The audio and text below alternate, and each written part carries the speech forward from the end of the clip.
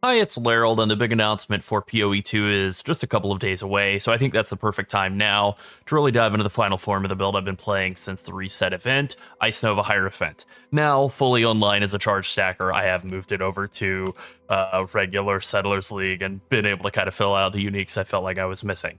So I made a deliberate point with this build not to use any ultra expensive uniques or items in the build, other than maybe the cluster jewel that I bought that was like synthesized that I'm literally not using the synth on. It was the only one I could find that had the notables that I wanted, and it was like 80 divines or something because of the synthesized implicit, but a realistic one I think would be like 15.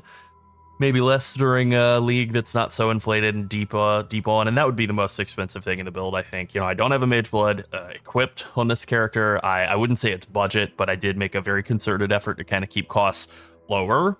I just have this regular Maven belt. Most of the gear is all very easily attainable during the first weekend. If you're playing in a trade league, it is still a unique heavy build. It's a charge stacker, right? So we're running this charge unique, this charge unique, this charge unique, this charge unique, this one. So like there's a lot of uniques in it. So playing it in a solo self-found environment's going to be harder. Hypothetically, you could play the other build and then transition into this eventually. That's sort of the thing with SSF where I don't like it for that exact reason. I think that while this build does a lot more damage than the mana stacking version and takes less total damage, I want to be clear, this is much tankier in mapping than the other build was. It is more susceptible to one-shots. The maximum hit is lower. I know that scares some people off. Some people think they're, Jungrown, right? If you're playing hardcore, then I think trying to play like Jungrown, trying to play for a big max hit makes sense.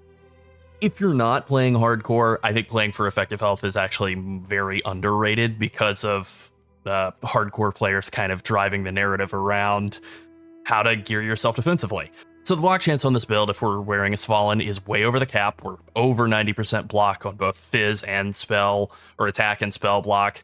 With Svalinn, maybe it's 88 or 89% on the attack block. Either way, very high. And then still around the block cap, even if we're using a different, cheaper shield, a Malachai's Loop, just in case Svalinn doesn't go core or gets nerfed hard in future leagues. So you can kind of intuit here that I'm trying to make this build be future-proofed, and it doesn't necessarily require Ice Nova Frostbolt either. Like, that is the best spell in the game right now.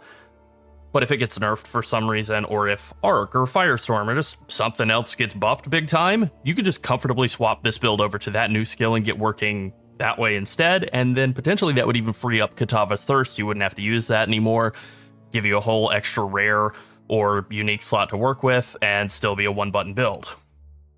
So with all that being said, let's get into it, but first, like and subscribe.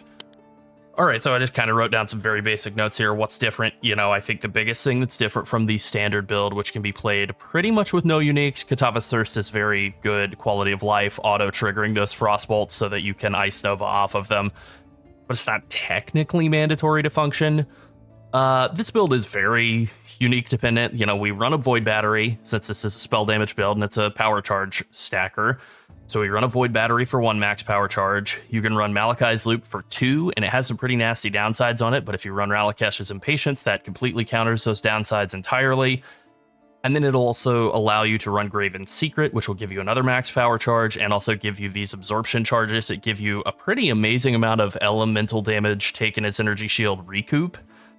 Which is a totally unique stat. I'm not aware of this existing anywhere else in the entire game. It also gives you a pretty good amount of max mana and lightning res, so it's not a completely worthless spell, although that implicit is pretty bad. You probably would want to, at higher budget, corrupt these and double corrupt them and try and get a good belt implicit, but I'm just rocking with a bad one for now. And then since this is still a Hierophant, we still have a lot of mana in the build, even though we're not mana stacking anymore. It's under 5k, it's still a lot of mana, being played around with here. So we're running Cloak of Defiance, gives us Mind Over Matter for free, gives us mana regen, flat mana, and a lot of evasion and energy shield. We're not really doing much with evasion. I've actually even dropped the Jade Flask, as you can see, for a Bottled Faith. Still rocking a Rumi's Concoction for all the block chance we get out of that. And then a Diamond Flask and a Quicksilver Flask for a bit of move speed. But, we're getting a lot of crit chance out of all the power charges we have stacked up and the Bottled Faith and the Diamond Flask together. Along with, I have Assassin's Mark linked in here to an Arcanist brand as well to give us just guaranteed crits on everything we hit all the time. We also have Badge of the Brotherhood. You know, that's making it so that all of our power charge stacking also equates to frenzy charge stacking, which then is also activated by Ralakesh's Impatience, and we can kind of see that in the PoB, which I have pulled up here. I have a couple of trees built for this PoB. I have one for Svalinn, where I'm doing a weird little cheeky approach to being ailment immune that's like very low budget, but really it works. You know, if you wanted to go for the high budget version of ailment immunity in this build, you'd probably want to get a Mage Blood and run a Storm Shroud, but that we're talking about a lot of divines going into that, so a cheap version of that I'll go into in a bit.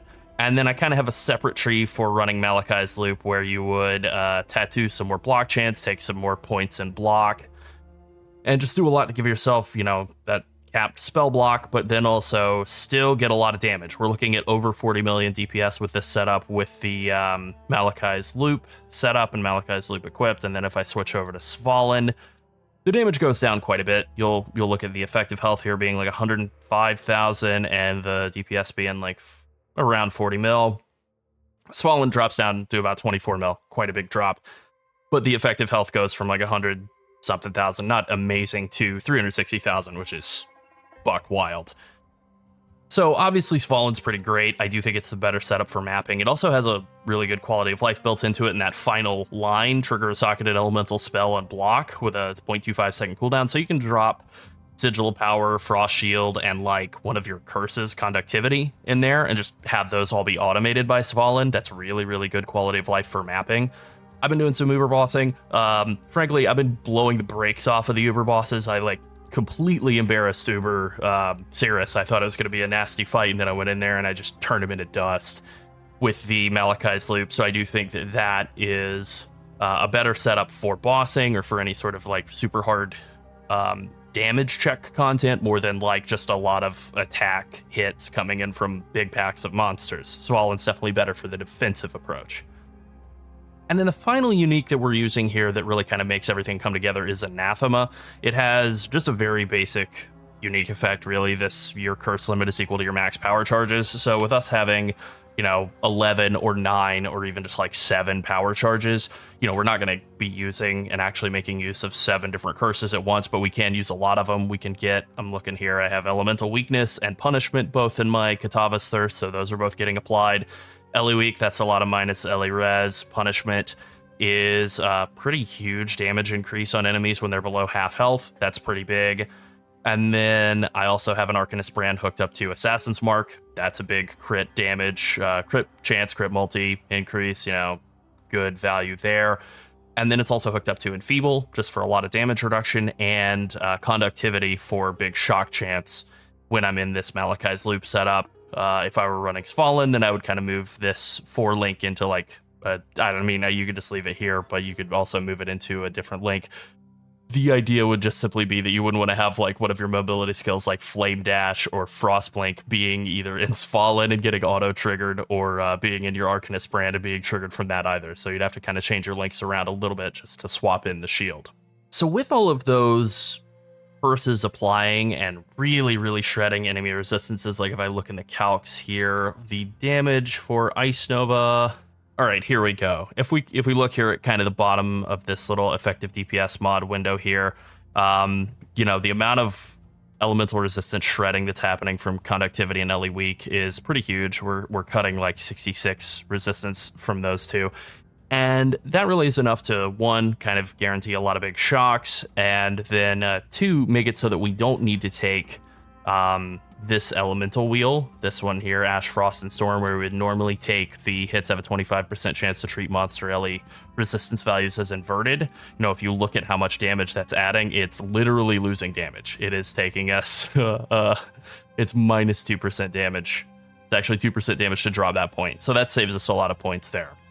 All right, I was going through the edit and I realized I forgot one thing, and that is the support gems for Ice Nova Frostbolts are a little different with a charge stacker. You want to use increased crit damage and Peacock power charge on crit, since this is just 4% more damage per power charge, insane damage increase. And then also you do actually need a way to generate power charges for those absorption charges to hit their max value. And this is how you do that. Ton of damage out of these 2 support gems. You know, it's, if I turn them off, 30% and 28.5. Obviously a pretty huge drop in damage. Still using Archmage, still a huge damage increase. Still using Spell Echo, good damage increase. Inspiration, still using that just to make mana easy. That's pretty much it. Now, I did kind of swap a couple of uniques out in the tree, unique jewels. I swapped my Militant Faith. I have this one here that has reduced mana cost of skills per 10 devotion, which isn't mandatory. There are, I think, 2 devotion mods that apply to mana. One is increased mana regen, or I think it's just a flat amount of mana regen. And then the other is this one. Either of those is very good. You kind of want to do something to help alleviate your mana costs, make it so that you're at a very positive amount of mana. You're always regenerating more mana than you're losing, because mana is sort of like a second or third health pool in this build. And then the other one I've gone with here is sort of the cheeky approach I'm taking to elemental resistance or elemental ailment avoidance, and that's 4% LE ailment duration reduction on you per 10 devotion. Now, in this area, in this wheel here, we're getting 155 devotion. It's per 10, so that only counts as 150, but that is 60% reduced LE ailment duration. That's pretty good. You're also taking this node over here, Arcane Sanctuary, that gives you pretty good block chance. Like all of these, other than the first point, give you 3%, 3%, and then 8%. So that's 14% block chance, pretty good. And then spell damage, also good. You get this cast speed, mastery, also good. But then that final line, kind of gets ignored, kind of seems worthless or whatever, 25% reduced LE ailment duration on you while you're holding a shield. Technically speaking, these add together, so you're getting 60 out of the Militant Faith, you're getting 25 here. That's 85% reduced elemental ailment duration. That's not like full immunity. That's not enough for Brine King, like to drop Brine King and just be like, frozen for very brief periods of time. But that's kind of good enough to just get things done. You don't have to do anything else to like make it work. That'll work for like ignites and, shocks, a lot of chills, stuff like that. But there is another thing you can add on, and that would be Flexible Sentry, which comes from a small passive cluster jewel. There are a lot of different cluster jewels, like all of the resistance, or I should say all the elemental resistant ones will do that, and I think both the attack and spell block cluster jewels can work for that as well. I got this spell block cluster jewel that had some chaos res on it and some max mana, so I thought that was useful. And then Flexible Sentry is just simply bit of block on both spell and attack, which is good, and 25% reduced elemental ailment duration on you. That stacks with everything else. So if I look at my defenses, my duration of freeze and chill and ignite and sap and brittle and so on is negative 110%. So I am effectively ailment immune, although I think it doesn't apply to like ground effects. So that is something to still consider. I also do not have great chaos res. I'm under 100%, I'm under 0% chaos res, so that is probably the biggest weakness still lingering in the build, something I could try and sort out, maybe with Light of Meaning that gives chaos res.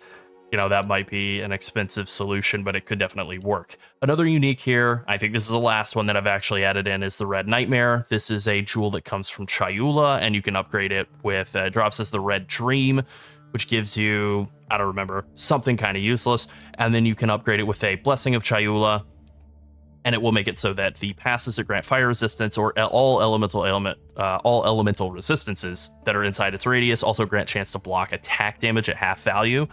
And so what you do is you just tattoo all of these strength nodes that are in the area with Nagamahu Firewalker tattoos that give you 6% fire res. This helps with fire resistances, helps with that. And then it also helps with block chance. You get 3, 3, 3, 3, 3, 3, 3, and 3. So that is, what is that? 8 times 3, 24% block chance, pretty good. And then if you're using the Svalinn, that along with a couple of these other nodes here, this Safeguard Wheel that gives you a lot of spell block chance and more max spell block chance, and then also some energy shield recovery when you block. That's really good. And then Sanctuary here as well, giving you chance to block, some max LE res, a lot of chance to block, and then just some flat LE res. LE reses are kind of tight in any sort of charge stacker build since they're using so many uniques. LE reses and stats are usually kind of tight. You'll have to fix these either with your rare items, your other ring, your gloves, and then potentially even cluster jewels, rare jewels, that sort of thing are going to be how you're going to wind up fixing those. In the meantime, when you haven't fixed them yet, you can just take passives like Sanctity can work, notable passives like Arcane Will, or even just some things like, taking Agility or something. I would say a big thing to bear in mind is when you are doing this build in particular, don't overlevel your dex gems. You know, if you find yourself short on dex, just check your greater volley support. That's pretty much, I think, the only dex gem that you have. And so you might be able to get away with just simply de-leveling that, or just picking up a level 1 and leveling it up until it caps on you. But strength and int are going to be a little bit tight. Getting your resistances can be a little bit tight, although fire resistance usually isn't that bad because of all these tattoos. Now, one thing you'll notice here is that my in-game passive tree is a little bit different from my my PoE passive tree, and that's because I haven't bothered to level up again. I sort of got pretty close to leveling up a couple of times and then started doing like some stress tests, tier 17 and Uber stuff, and like died. And I just said, you know, I think it would be more of a demonstration of the strength of the build to just not bother. But obviously, like, this 3-point node down here to Annihilation is a lot of crit chance and crit damage. That's pretty valuable. There are definitely other points where you can take, you know, you can take points into like Devotion, give yourself just more flat life, a bit more value out of the consecrated grounds you create. A lot of spots around the tree where you can take some more points. Coming in here and taking Arcane Guarding, especially if you're using a Malachai's Loop, that's an option. And if you are using Malachai's Loop, you can take that final Shield Mastery that gives you crit multi per max energy shield on your shield. I'll show that off in the PoB with Malachai's Loop equipped. Here, just to show this off. Yeah, I think I might have that. I do have that. All right, yeah, that's pretty good. And you can see that's almost 5% more damage out of that on a decent Malachai's Loop. So definitely very good as an option. So for you know, for all the footage that I've shown, this character is actually like a little bit under the level of the PoB, and it's still just absolutely smoking tier 17 bosses and Uber bosses. So definitely a very strong build. And yeah, something I'm pretty happy with thus far. I think the biggest lingering thing is this Leech wheel and the Leech Mastery that gives you 10% of Leech being instant. This is a very strong wheel, and it definitely helps with your int requirements, but it is a lot of points. You know, it's 2 points to path over here, 3 for the wheel, and 1 for the Mastery. So that's 6 levels worth of points. That's pretty brutal. And you can get that same effect, other than the instant Leech, which really isn't all that important. You can get most of that same effect out of a large cluster jewel, a large lightning damage cluster jewel with Doriani's Lesson, Scintillating Idea, and Storm Drinker. Storm Drinker will give you lightning damage, leech its energy shield, and also some lightning res pin. Doriani's Lesson will give you lightning damage, or all elemental damage, leeched its life technically, so that'll actually apply to the cold damage that you deal as well, which is not a huge deal, but it's nice. Gives you a big flat LE damage increase as well. And then the final node is Scintillating Idea, and it's not mandatory, but boy is it good. It gives you a big chunk of increased max mana, and it gives you damage penetrating lightning resistance again. Now, the medium cluster jewel is probably less important, definitely less valuable. It just gives you, you know, I'm using a quick getaway and pressure points. Cluster jewel is a pretty classic combo for any sort of crit build. Quick getaway, it's attack and cast speed, it's a bit of crit chance, it's move speed if you've crit recently, which is just like good quality of life. And then pressure points is just crit chance, and your crits can do double damage. Bit more extra damage, not mandatory in the least to take this wheel, but it did help with my strength requirement. I think my strength requirement on this build is exactly 112. And that jewel got me, or I think it's 111, and that jewel got me up to 112. So not mandatory. You can definitely save yourself some points on there, but you know, it's like 7% more damage out of this cluster, so pretty good compared to any of the wheels that you would find around the tree to replace it. All right, now I kind of want to hit on just the remaining differences between running Svalinn versus Malachai's Loop, because I think these are really two competing shields for any sort of build that's set up like this. Malachai's Loop has always been the standard.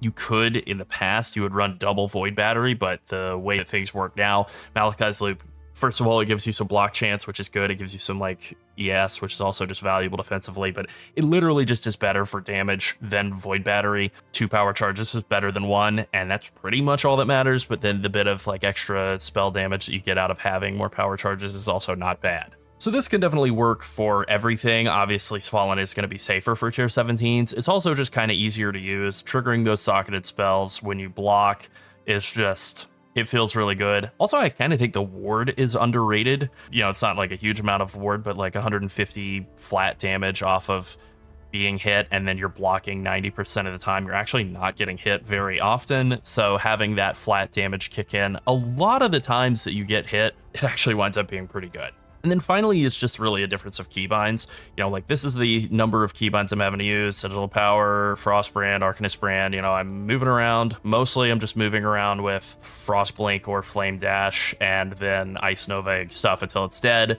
And then whenever I get against something that's a bit more Pascal, Sigil of Power and Frost Shield. And also hit him with an Arcanist Brand. You know, if I'm fighting an Uber boss or something, I'll precast a bunch of Arcanist Brands, get that sigil down beforehand, go ahead and start getting some Ice Novas blasting, get Frost Bolts out, kind of get ready for them to come out.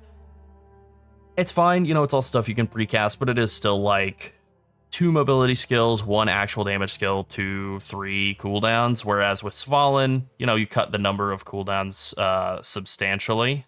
As I said before, you're going to kind of have to fix your links so that you don't have Flame Dash or Frostblink or something hooked up to your Arcanist Brand.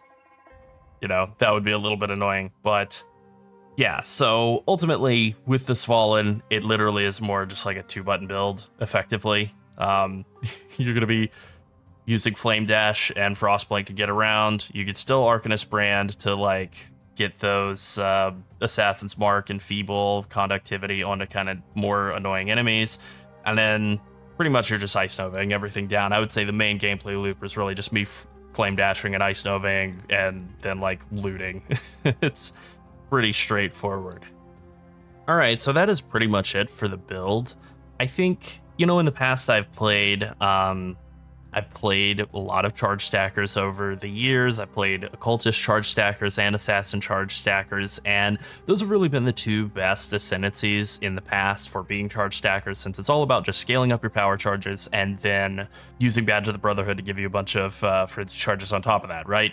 That's the whole deal, and it works really well. Obviously, I think that with all the power that Hierophant has going on under the surface, you know, obviously Conviction of Power giving you both max power charges and max endurance charges, which I guess I didn't even mention that, but I'm taking endurance over here for another endurance charge. I also anointed infused over here, you know, really just leaning into every bit of the charge stacking power that's available. Like, obviously that's very good. Getting all the mana regen, all the spell damage out of Arcane Blessing, Divine Guidance, Sanctuary of Thought, all of these ascendancy nodes that are available to Hierophant just work really, really well. There's no fat on this tree. Even though we're not mana stacking, we're still getting a lot of power out of mana and kind of getting 3 different health pools between life, energy, shield, and mana. I definitely think this version of a charge stacker way outperforms any of the occultist or assassin approaches that I've ever used before. I really look forward to playing this build, or at least builds like this, certainly this build concept of being a super strong charge stacker in future leagues. I could certainly see playing it with a different skill, maybe something that has a different kind of interaction instead of just Katava's Thirst and the Frostbolt setup. There's still a tiny bit of jank in there. I think maybe hooking this up into something else entirely could wind up also being really, really powerful. Definitely something that will be fun to experiment with in the future. All right, that's it. Thanks for watching, and have fun playing around with this build. It is a real blaster. All right, bye.